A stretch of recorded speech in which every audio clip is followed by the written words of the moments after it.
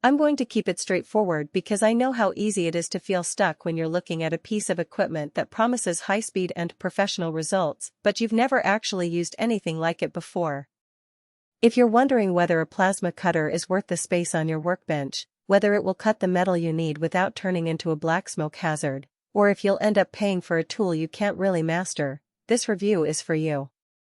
Link is in the description if you want to check the product details on Amazon. First off, the biggest hesitation most beginners have isn't about the cutter's power, it's about the whole workflow, the power supply, the air compressor, the protective gear, and the learning curve of getting a clean cut without gouging or excessive dross.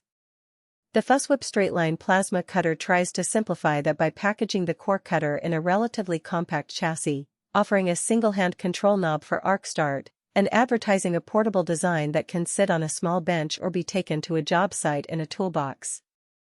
In practice, that means you can pull it out of a drawer, plug it into a 110V outlet, and start cutting thin sheet metal within a few minutes, provided you have an air source. That convenience is the first real value point. You're not forced into a whole separate powerhouse setup that would otherwise double your cost and your footprint. Now, who actually benefits from that kind of setup? If you're a hobbyist who does occasional repairs on automotive panels, custom signage, or small DIY furniture that incorporates metal brackets, the portable nature of this unit is a genuine advantage. I've seen people use it in cramped garage spaces to trim the edges of a sheet of 14-gauge steel for a project box, and the cutter's high-speed arc makes the job feel quick enough that you don't end up spending half the day fiddling with a torch. The versatile cutting options claim translates into the ability to switch between thin sheet metal, think 1mm aluminum for a decorative grill, and thicker steel up to roughly 10mm when you dial in more power.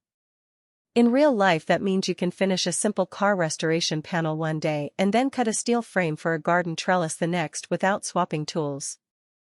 On the flip side, if your workflow revolves around heavy industrial steel, thick structural tubing, or you need to cut large volumes day after day, you'll quickly notice the limits.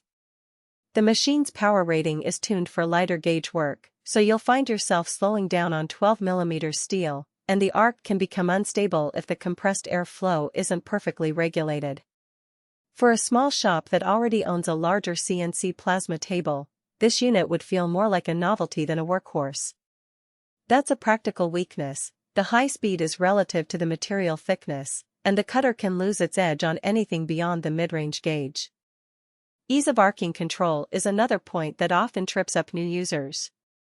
The Fusswhip model uses a single trigger that both initiates the arc and controls the feed rate, which feels intuitive once you get the timing down. In my own testing, the first few cuts produced a slightly ragged edge because the trigger was released a split second too early, but after a handful of practice runs the edge became smooth enough that a light sanding removed any remaining dross. That learning curve is short enough that most DIYers won't feel intimidated, but it's worth noting that there's no built-in automatic voltage regulation. You're still responsible for adjusting the input voltage if you switch between aluminum and steel. So the easy arcing control is a strength only when the user is willing to spend a few minutes fine-tuning the settings. Portability also brings a hidden trade-off. The cutter's cooling system is air-cooled rather than water-cooled, which keeps the unit light but can cause the housing to get warm after extended use.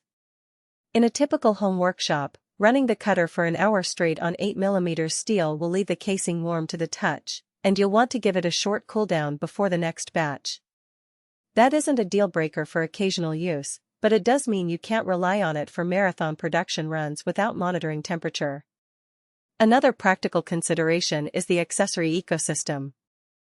The machine ships with a basic set of nozzle sizes and a grounding clamp, but if you plan to cut thicker material regularly, you'll need to purchase higher capacity nozzles and possibly a larger air compressor. Those extra costs can add up, turning what looks like a modest $300+ price tag into a $500 investment once you factor in the necessary add-ons. That's where the value proposition shifts. For pure beginners who stick to thin sheet metal, the out-of-the-box package is enough. For anyone edging toward heavier work, the incremental expense may tip the scales toward a more robust, albeit less portable, system. So, should you buy the Fusswhip Straightline Plasma Cutter? If you're a DIY enthusiast who wants